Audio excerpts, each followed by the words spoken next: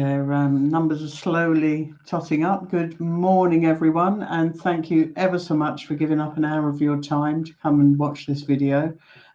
This is a webinar that is going to be hosted by Rebecca Morris, Kate Monk, and hopefully Sharon Huddleston, who's also here in spirit but is having some tech issues. So hopefully we'll get those resolved and she'll be able to appear as well. So first things first, if you'd like to put any comments or any questions to the panel, we'll try and get around to answering those at the end. Obviously, depending on time, if you can put them in the chat. But I will happily hand over to Rebecca, who'd like to start with her presentation. Thank you, Rebecca. Thank you very much. I'm just going to try and share my screen. Hopefully everybody can see that. Is that okay? That's fine. That looks good. Thank you. So thank you ever so much for allowing us to come and speak today. Myself, I'll be joined by Sharon Huddleston, who's a campaigner, and Kate Monk, who's on the call as well. I'm just going to get cracking really just to tell you about what has become an exciting, rapidly growing project called Protect Young Drivers. So let's tell you about that. So just really quickly about me, I've been working in road safety marketing and PR now for 22 years. I focus very much on telling human-centered stories, so stories involving real people, real lives, which resonates far more than talking about data and statistics and things like that. I'm passionate about collaborative working, and I created the Protect Young Drivers website alongside the Parliamentary Advisory Council for Transport Safety, and I will tell you about that in just a moment. So just to kind of go back to basics, I suppose, and look at the slightly bigger picture here, other than just young drivers. I think it's important to do that initially. And this is taken from the government's road safety strategy, which was released recently in January. And it just kind of gives you that bigger picture of harm and of risk. And, you know, it is an epidemic. We consistently see 4 to 5 people being killed every day on the UK's roads overall, of all ages, of all road user types. This is something that has been going on for a long, long time, and we definitely need to do more to address this issue. Young people are very disproportionately represented in those casualty figures that you can see there. We need to do so much more. 1,602 people being killed in 1 year on Britain's roads is just totally unacceptable. So when we look more closely then at those different road user groups and those vulnerable road users, you know, what we see is that 24% of fatal or serious injury collisions in Britain involve 17 to 24-year-olds. And we're not just talking about the drivers or the passengers themselves being killed or injured. Annually, almost 5,000 people are killed or seriously injured in collisions involving at least one young driver. So that could be anybody. That could be anybody cycling past. That could be somebody waiting at a bus stop. That could be someone in another vehicle who didn't know that young driver, but they're being killed and injured in those crashes. And as we know, the most common risk factors is carrying passengers, driving at night, and risky behaviours and driving on rural roads for young people, young novice drivers when they get behind the wheel. And young driver risk has been a great concern for decades. Dr. Ian Greenwood was very, very helpful in helping us put together the content for the website, which I'll be sharing with you in a moment. And one of the things on that website is a timeline of evidence, of information, of how long young drivers and young driver risk has been a real issue and concern for the UK, and it's something that's been widely talked about going back as far as 1937, when Reginald Sorensen MP raised the issue of young drivers and them not having the right amount of experience, which is creating this risk. He raised that in the House of Commons in 1937, and yet here we are now, and very little meaningful action has actually been taken since then to protect this vulnerable road user group. And across the UK, we've got some fantastic work that goes on amongst police, safer roads partnerships, the fire service, charities. For many years, there's a lot of hard work been going on to address the issue of young driver risk and reduce young driver crashes. But there's only so much that they'll be able to ever achieve on their own without national central support from the government, so that we can all work together to reduce that harm and that risk. So back in 2024, we had a national meeting amongst some stakeholders. Some are probably on this call. In fact, the DIA were on this call at the time.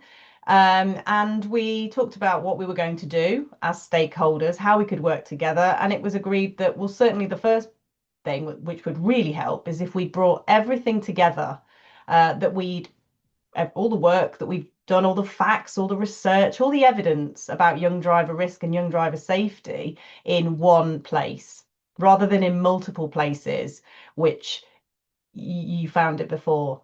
And it would be developed, it should be developed as a shared national resource for all stakeholders. And that's everybody. That's everybody on this call. That's anybody who cares about protecting young drivers and wanting to reduce young driver risk. Hello.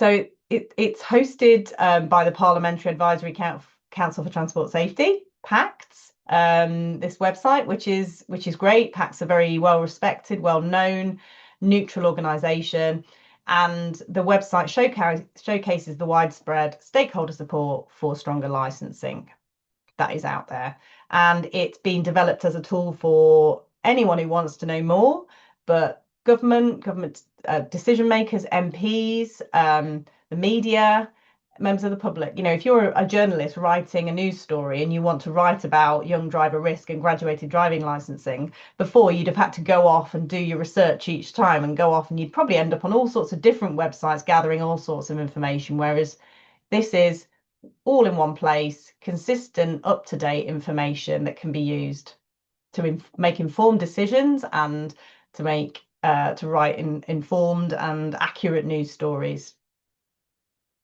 It's politically neutral, the website.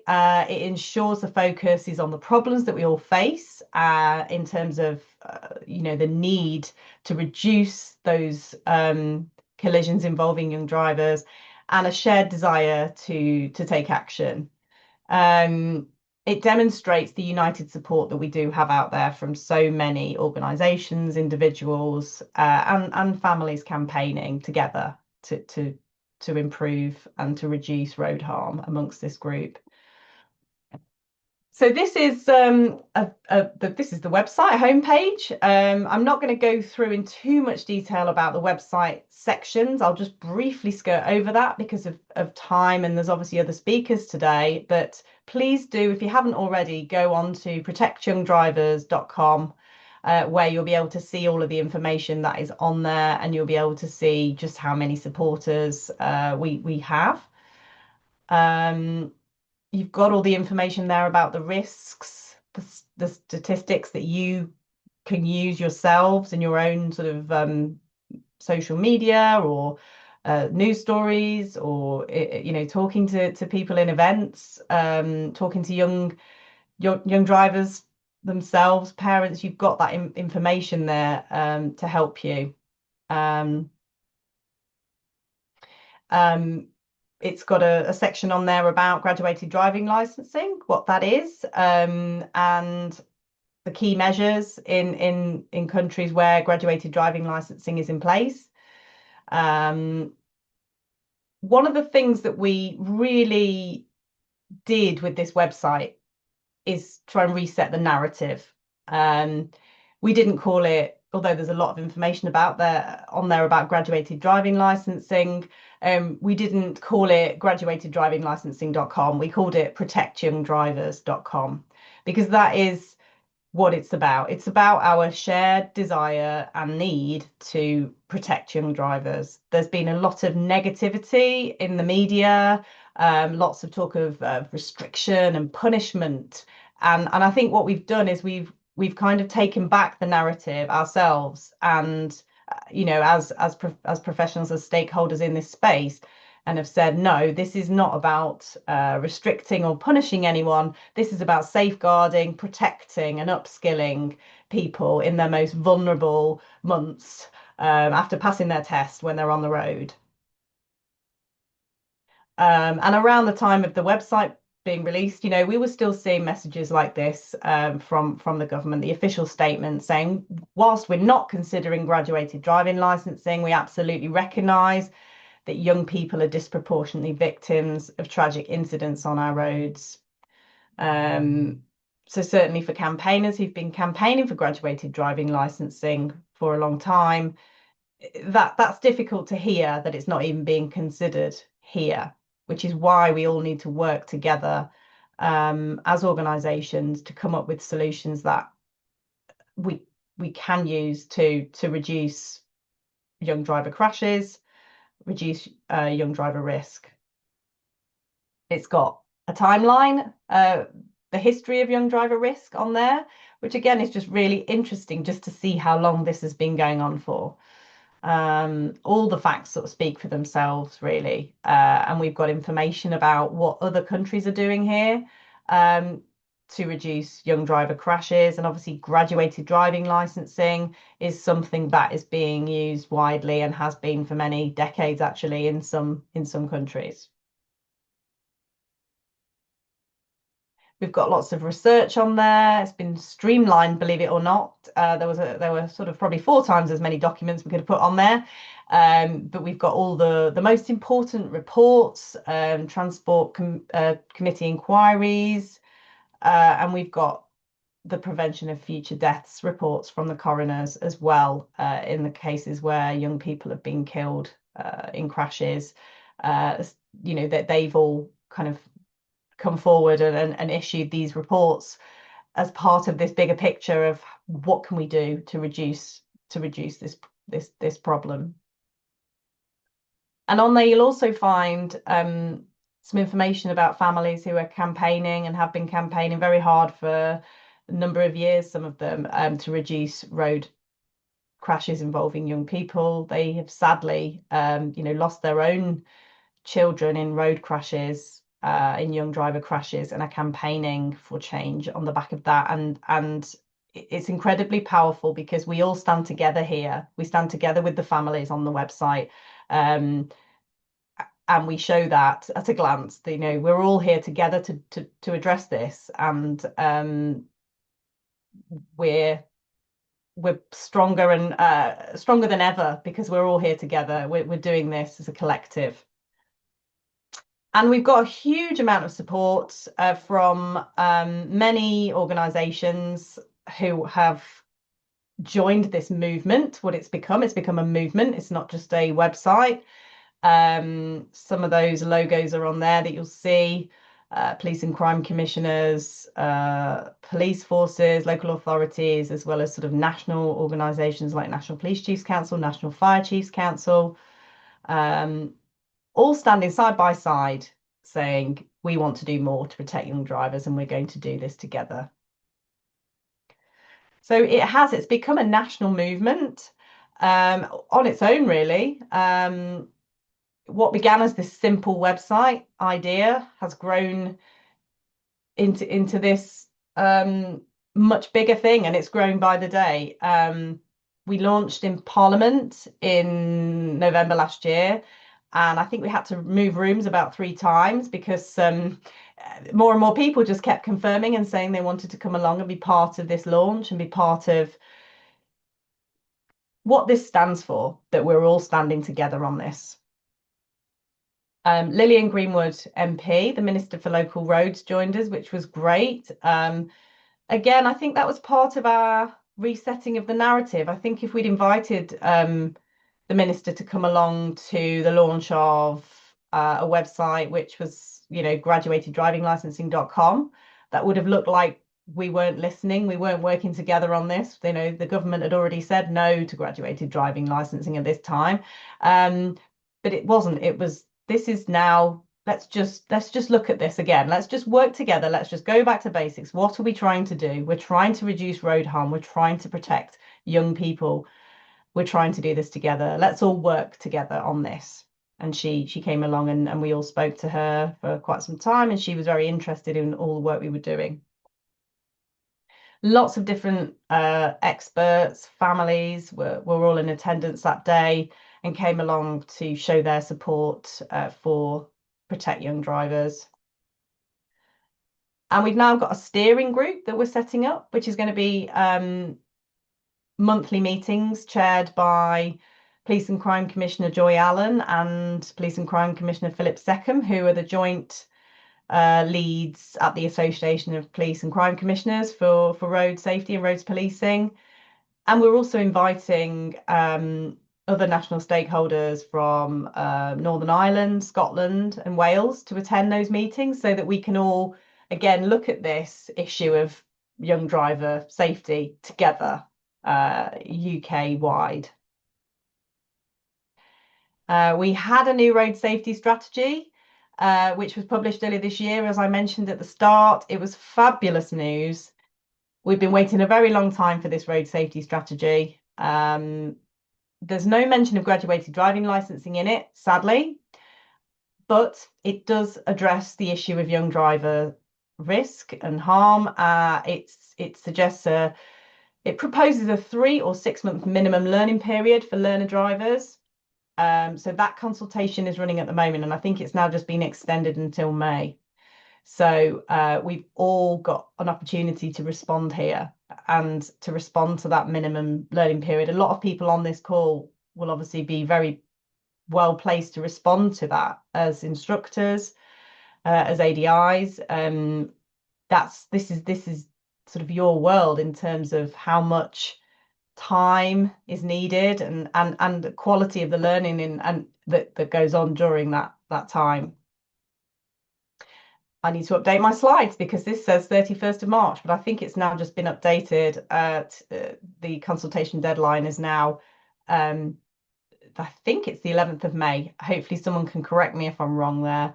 But it's asking for views on the minimum number of supervised hours, creating a mandated learning syllabus and ways that any required learning could be conducted. So again, driving instructors are really, really important in this consultation, and there's the link there, the QR code to that consultation, if you haven't already seen it.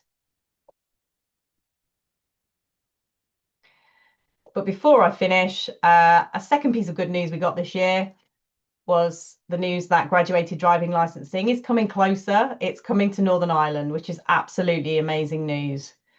It's fantastic news for young people and all road users in Northern Ireland. And we will see reductions in road deaths and injuries. We certainly will. And we can't wait to see how much impact that actually has. It's coming from October this year, so not too long now to wait. And it's really exciting for us because, me sitting here in England, it's so much closer than it ever has been before. We've always looked to Australia, New Zealand, when we've looked, USA, when we've looked to countries who have adopted GDL and how effective it is. We've always looked to other countries much, much further away, but we're now able to almost see it with our own eyes. And actually we can quite easily go and see it with our own eyes and speak to the people who have made this happen in Northern Ireland and see how it's being received. See how parents, police, young people themselves, instructors are finding it and how it's making a difference, and that will be invaluable. It's a bit of a pilot, really, for the rest of us. It gives us hope that GDL could soon be a reality here, and I know it gives hope for the campaigning bereaved families who I work closely with, and obviously Sharon Huddleston I'm going to hand over to in a moment, and she can tell you how her feelings about that and about why GDL to her is so important, and why we very much need the GDL scheme here. And as well as what's so important about this law changing is not just the law, it's the fact that it's going to increase awareness. It's going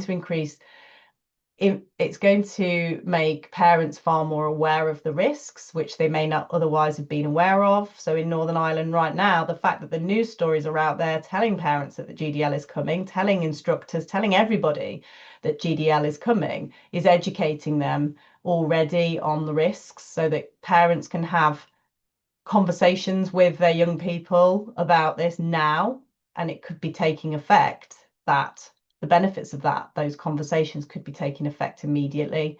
So the law supports those conversations. So it's easier for parents who want to introduce GDL, even here where we don't have GDL on the horizon. Parents want to have their own graduated driving licensing at home. They it may be that it's not the law, but they want it. They want their children to follow the rules of GDL. When they go out and use the car. And I think things like this really supports them doing that. So just finally, how you can get involved. Please go onto the website, spread the word, share the website in any way you like, on your social media, on your own website, on your Facebook pages, on however you sort of talk about the work that you do. Please share it. And please do sign up, and you can get to see lots of our updates and information going out regularly. Please sign up with the QR code there, or at protectyoungdrivers.com. Get involved. There's also a range of resources on that website that, again, you could use to help us promote the website, or simply just to make sure that message about that risk and that need to do more to protect young drivers is getting out there. And that is your way of easily being part of this bigger conversation. And it'd be great to have more driving instructors involved in that conversation and that narrative that we've been talking about today. Here's my email address if anybody wants to reach out about Protect Young Drivers and about any of the work you're doing and how it could link in with Protect Young Drivers. My email address is there, or I'm sure if you don't manage to take it down, the DIA can pass that on to you after today. But I'm now going to hand over to Sharon Huddleston, who is going to tell you about her campaigning.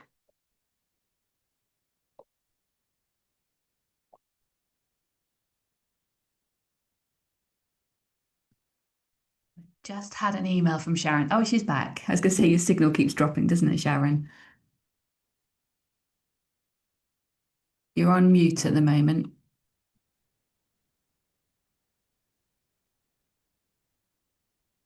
Oh dear. I'm not Becca, sure. I think Sharon's signal frozen. Oh, that's a shame. I don't know why she's having so many technical issues today. Are you there, Sharon?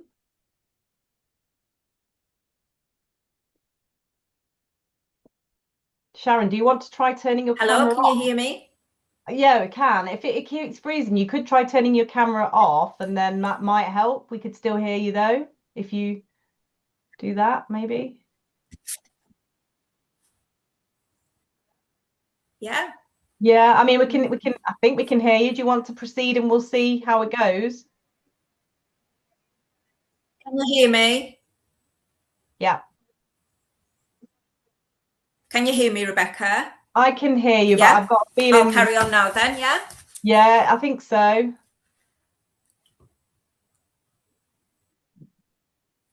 Right. Yeah, I'll carry on talking now then. Sorry about my technical issues. I seem to be having problems joining on whatever device that I've got this morning for some reason. So I'd like to introduce myself. I'm Sharon Huddleston, and I am Caitlin Huddleston's mother.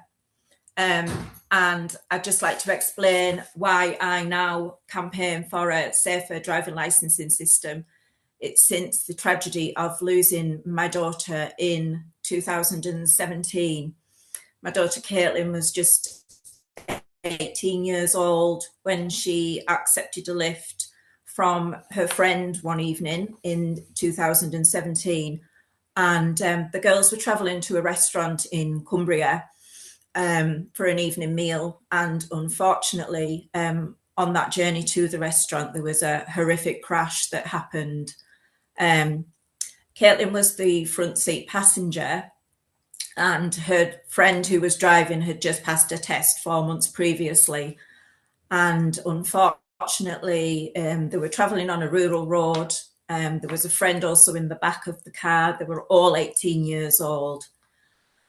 And tragically, on a driver who had only been passed her test for 4 months, lost control on the bend, and with trying to regain control, the car spun onto the opposite carriageway, and sadly there was a van travelling in the opposite direction, and so the car kind of spun and straight into the van. So the car was significantly intruded into on the side where Caitlin was sitting, and Caitlin took the full impact of the crash, and we've been told that she died on impact.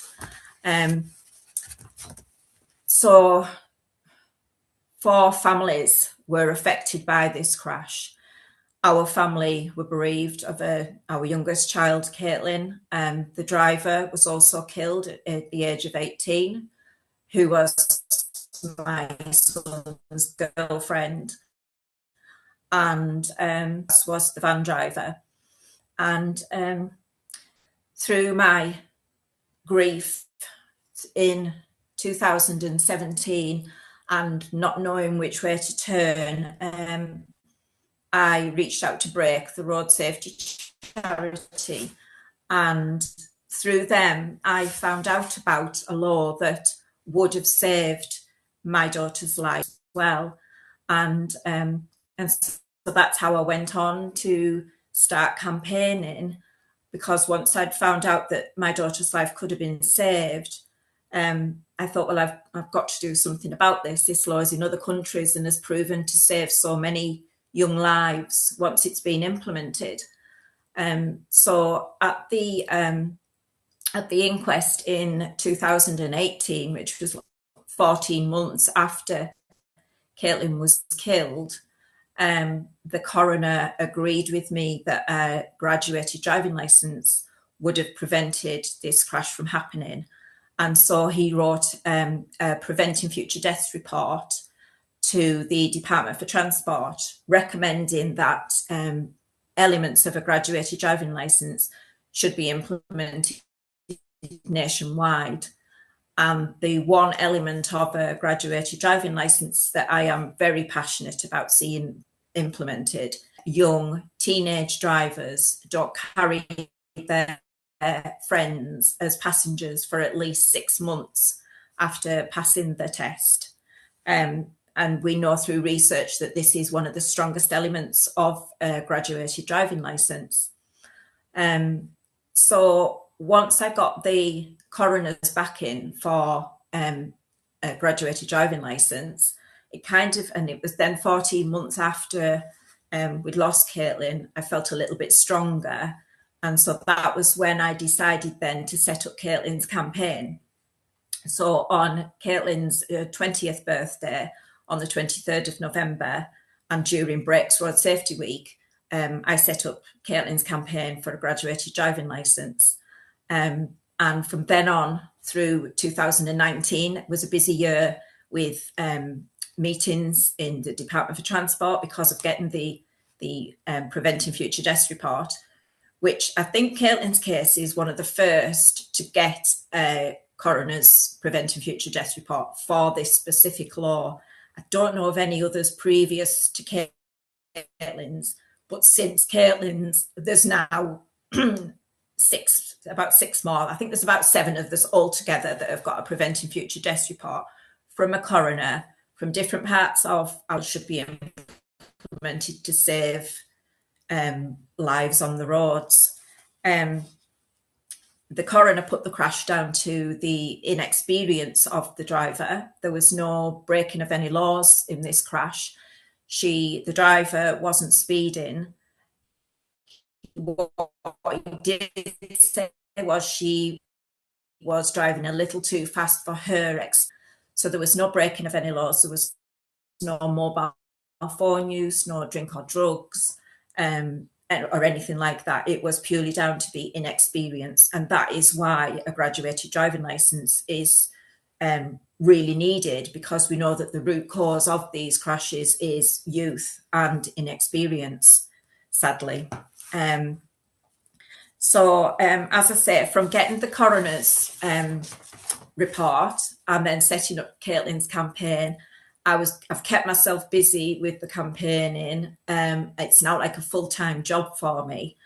And Break the Road Safety Charity introduced me to, he was looking for a case for his Rural Roads Danger to Young Drivers campaign. And he used Caitlin's case as the story for this campaign of his. And it was a 1 hour radio show. It was a one-off radio show. It was aired between the hours of 2 and 4 in the morning, because that is when most young driver crashes occur. And the campaign went on to win an award for the Best Media Campaign Award of the year. So that was a really, really good thing, that, you know, we were raising awareness of rural road dangers to young drivers, because we never knew anything about graduated driving licensing. I didn't know that rural roads were where most young driver crashes occur. I didn't know that with every extra same age passenger young newly qualified driver carries, they're up to 4 times more likely to be involved in a collision, putting themselves, the passenger and other road users in danger as well. So all these things I was unaware of, and through my research, I've found out all these things too late for my daughter, but not too late for other people, hopefully. So then, working with Edmund, I came up with an idea that I am passionate about letting other people or other parents of teenagers know about this. And so I came up with an idea of the Caitlin's Message information pages, which is on the screen now. And Edmund worked with me, and we came up with these information pages, and the parents' guide for learning to drive, which is handed out to most young drivers once they've passed the test. So it gives examples of, you know, if we'd have known the dangers, we could have made a different decision that evening. And it gives about all the dangers of rural roads, and that road crashes are a generation. They're more dangerous to young drivers than gun crime, knife crime, and drugs crimes.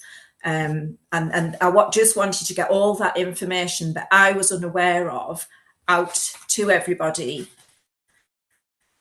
And so I was really pleased when Edmund helped me get these information pages. And as I say, I've carried on with my campaigning, and I just keep coming up with different ideas, get as many people on board with me campaigning. And so in 2023, I came up with another idea after I'd reached out to other bereaved parents that had lost children in young driver crashes. I was in contact with a couple of families, and I came up with an idea thinking we needed more families on board for this. And so I put my idea to Rebecca and said that I wanted a group of us bereaved families all coming together. And by this point, I knew about 8 families. And Rebecca said to me, if we're going to have a group of people, we need a name for this group. And so I chose Forget Me Not Families Uniting, because I do feel that victims of road crashes are forgotten, sadly. And I just thought that name was appropriate, the Forget Me Not hour as well. So that's to launch this new campaign group that we created, and we now have over 260 bereaved family members that have joined this group. And so I think our voices are getting heard a little bit more now, with so many families coming forward and having interviews on the TV to speak about why they campaign for this life-saving law. And I think as well, what we need to highlight is that graduated driving, sadly, been for a long time now, written about in media reports and spoken about with negative language. And what we need to do is highlight that this is a life-saving law, and it is a positive thing for young drivers. Why would we want to put our children in danger? You know, as I say, if I'd have known that evening the dangers, we would have just taken Caitlin to the restaurant. And I'm sure that the parents of the driver as well would have said, you're not taking passengers, you know, and I would have said, you're not getting in that car, Caitlin, because, you know, we know that more young driver crashes occur when there's passengers in the car. I think as well, what I always try to think of as GDL is that it's like an apprenticeship. You know, in other areas of life, we train our young people before we give them more responsibilities. So why don't we look at graduated driving licensing like an apprenticeship kind of thing? So I think my 3 aims of today of being able to speak in this webinar, and as I say, thank you so much for letting me speak in this webinar to highlight everything that I didn't know and everything that many other parents may not know, is we need to highlight the positives of GDL, and we need to remember our language when we are speaking about GDL, that it isn't restricting. They aren't restrictions what we're putting on young drivers. We're putting safeguards in place for them. And we aren't penalising young drivers either. What we're doing is wanting them to have a healthy, long life. The only people that are penalised or restricted are the victims of these crashes, such as my daughter and her friend who was driving. You know, she's in a churchyard now at 18 years old, and we as a family will grieve forever for our daughter. And so if these you know, it's proven that graduated driving licensing in other countries does stop these crashes from happening or reduce them by up to 20 to 40%, then surely why aren't we putting them in place in our country here? I'd also, like I say, I just want to get all the message out as much as I can to being to say an assembly at Caitlin's college about young driver, you know, the dangers to young drivers. As I say, I would have made a more informed decision that evening. So the more I can speak to parents and get them to know about these dangers, the better. And I'd also like to say that now as well, with the Protect Young Drivers website, it's great that when somebody doesn't actually understand to the Protect Young Drivers website, which is absolutely fabulous, because a lot of people don't tend to understand what graduated driving licensing is. And a lot of people kind of disagree with me, even though I've lost my daughter in the circumstances that I have done. It's so sad and frustrating when they don't understand what I am trying to do is save young lives on the road. So it's great now that I can say that will explain all the history of the campaigning for GDL, because it's been campaigned for by bereaved parents and so many road safety charities for decades now. So it's great to have this Protect Young Drivers website to direct people to. So you've all taken. Thank you very much for listening to me. Thank you, Sharon. I'm going to stop sharing my through now. And thank you so much for that, Sharon. That's so helpful, articulate, and thank you. There's been some lovely messages of support on the chat, so you might want to have a look at those in a second. But shall we hand over to Kate now, please? Okie dokie, let me try and share my screen. Can everybody see that? I'm hoping so. Are you able to see my first slide? Yes. Excellent. So, hi everybody. Thanks for coming and listening.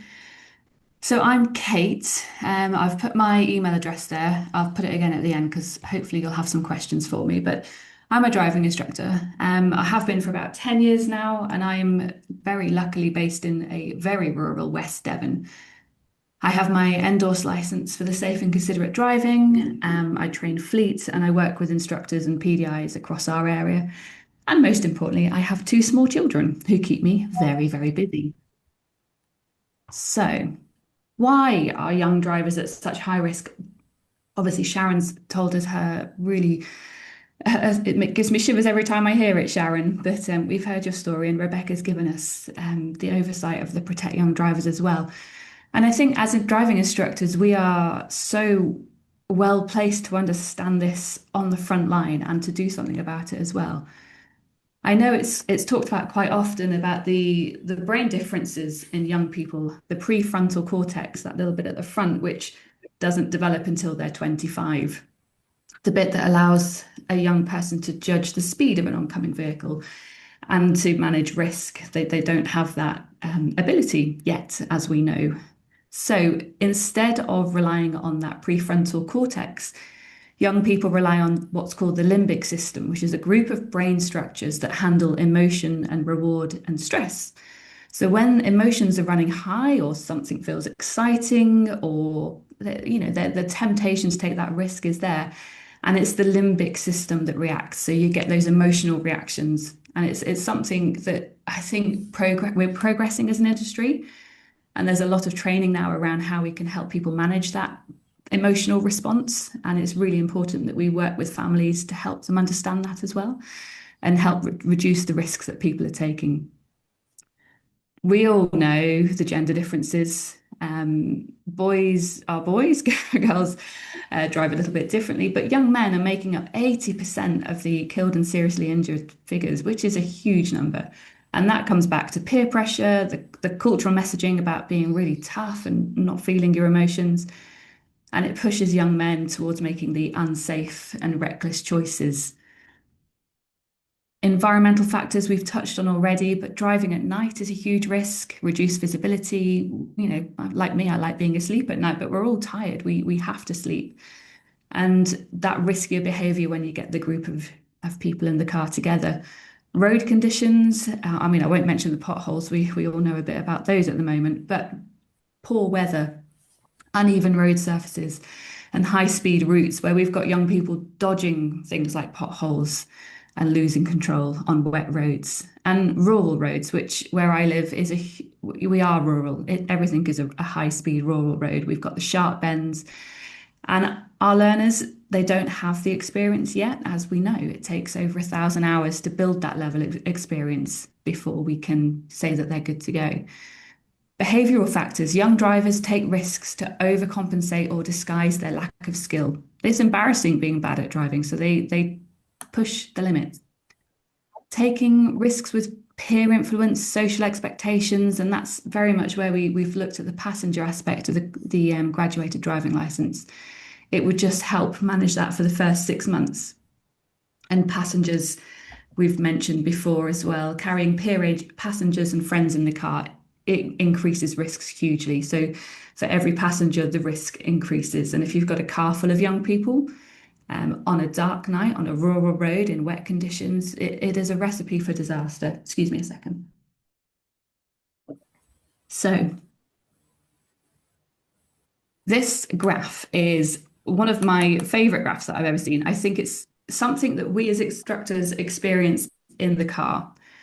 This measures the skin sweat response during a hazard. So, we get that spidey, tingly sense that something's about to happen. We see it coming, we react. and everything's fine. So you notice that in the green line that we've got the critical moment of the thing that needs to be avoided. And our 20-year-old female with 3 years experience is getting her tingly feeling. She sees the problem, she has a huge reaction and deals with it. And what I really like about this graph is it demonstrates what we see as instructors in a learner driver.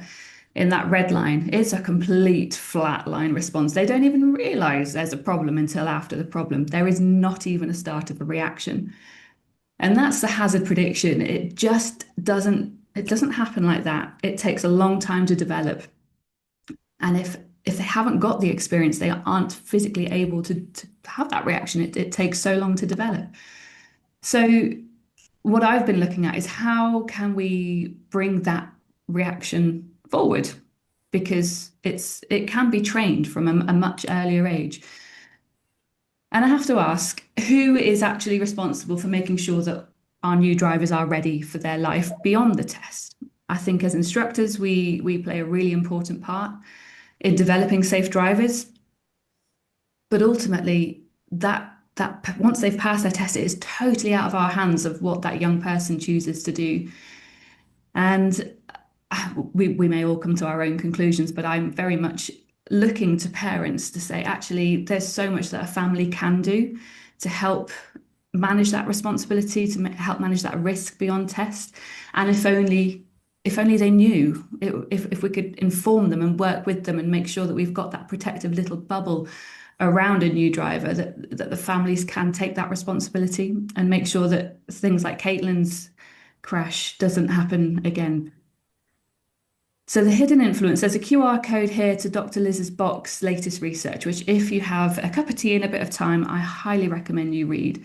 But a quote direct from her is that parents not only supervise private practice driving during the learner phase, but they also shape a young driver's safety outcomes through modelling, rule setting, vehicle access, decisions, monitoring, and ongoing communication once independent driving begins.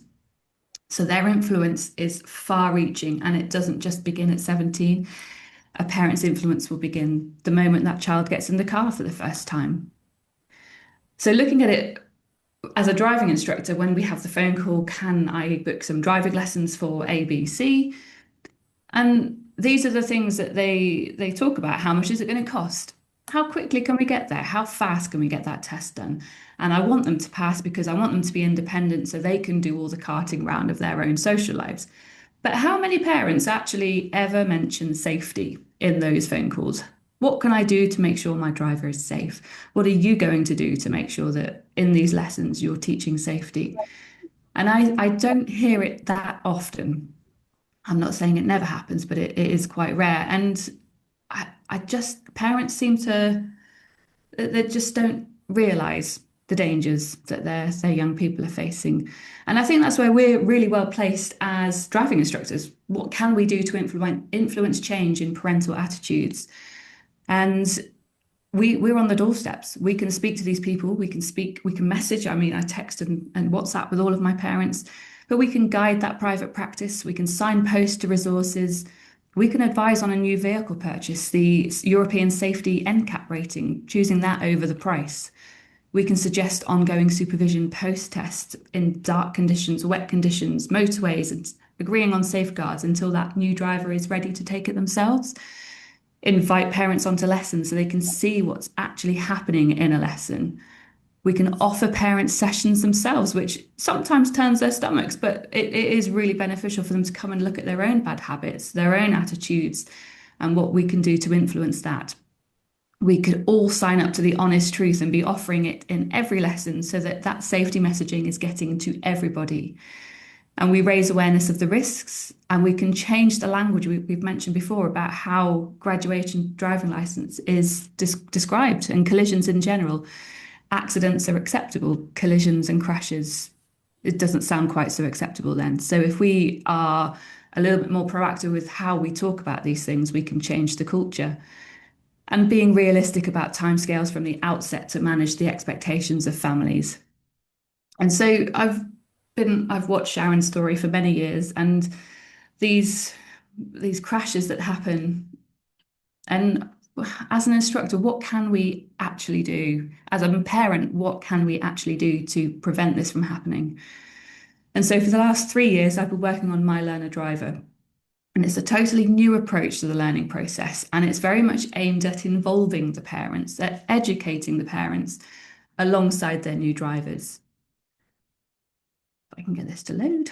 There we go. So we are looking to empower parents to improve their own skills and model those safe driving techniques. But we're not actually telling them that's what we're doing, because they don't obviously feel they need to. So by showing them how to train their learner drivers and their new drivers, we're quietly getting that improvement in the parental skill as well, and empowering them to take responsibility for the post-test driving, and really empowering them to be the change that we're all wanting to see on the roads. We see it all the time with I drove up the M5 and M6 yesterday. I was horrified. So it's designed to help you as the driving instructor to support the family. We're looking to create the perfect team where you can work together, set homework. These people are going to go and do private practice. Driving lessons are expensive, and there aren't that many who can afford to do the full set of driving lessons. So private practice is going to get more common and utilized. So why not guide it, make it effective? It allows for better communication between parents, learners, and instructors, and it will help you guide them to planning that management beyond the test for the risk. So it's a huge, I think there's about 110 lessons on there at the moment. So it's quite a big resource now, and it's very nearly finished. But it's a guide to how to have the difficult conversations about risks, how to coach those conversations as a parent, learn how to navigate properly. So for us as instructors, we get a learner who can actually read the signs and follow a sat nav. But more importantly, we're training that learner to be a better passenger, because when they're with their friends after the test, they can then give that proper navigation and be a real support to their friends. A step-by-step guide to private practice. So it's a program they can work through, building that hazard prediction, that tingly sense, but from the passenger seat. So they can do it from age 6 up. I've been experimenting on my 2. And a guide for parents to coach reflection. The reflection is the key to better driving, so that they can continue to grow beyond our training is finished. And I think the really important part that I want to take everyone to take from here is, okay, government aren't listening to us. We want a graduated driving license. It's not coming in the way that we want it to. But as a family, as instructors, what's stopping us from making our own? So if we can guide that, if we can show the risks, give people skills and tools to help manage those risks, and then come up with a bit of a plan of what will work for that family, because it will be different for every family, but what works for that family, create a contract of agreement to each other so that they've got a plan to manage that first 6 to 12 month risk until they're all happy that they know what they're doing. We're looking to work with insurers as well, so there will be sort of pass plus style discounts for completed contracts. So safeguards will be different in every family. What works for one won't work for another. And it's really important to say it's not just for learner drivers. We're asking for parental change here as well, for them to really improve what they're doing. The question being, what are you going to do then to create safer drivers for after the test? We're so test orientated. What can you do in your world, in your job, to make those drivers even safer for when they leave your care? And I've put my email address on there. There's a link to the website. So pop on, there's a little inquiry form on the website if you wanted to drop me an inquiry. And yeah, drop me an email for any questions. And I think that is me done. And we've got 4 minutes to go. So I will pass back to either Rebecca or Sarah and stop sharing my screen.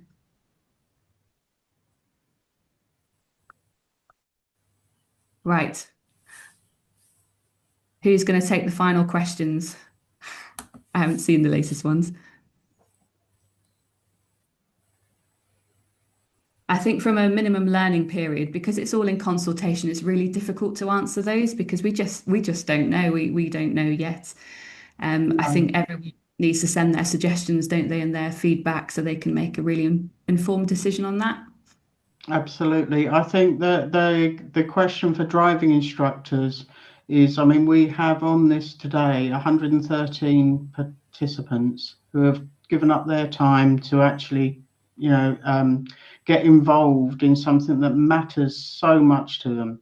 But even with that, there is diverse opinion amongst driving instructors as to what is the way forward. And quite often they feel handicapped because although they know that in their lessons they're dealing with all of these kind of issues, they're doing the best job they can do to prepare these drivers for post-test scenario, they're also up against so many pressures of like you said, Kate, time that learners want to get it done quickly. Parents are saying, well, I don't care if they're ready for their test, just let them have a go.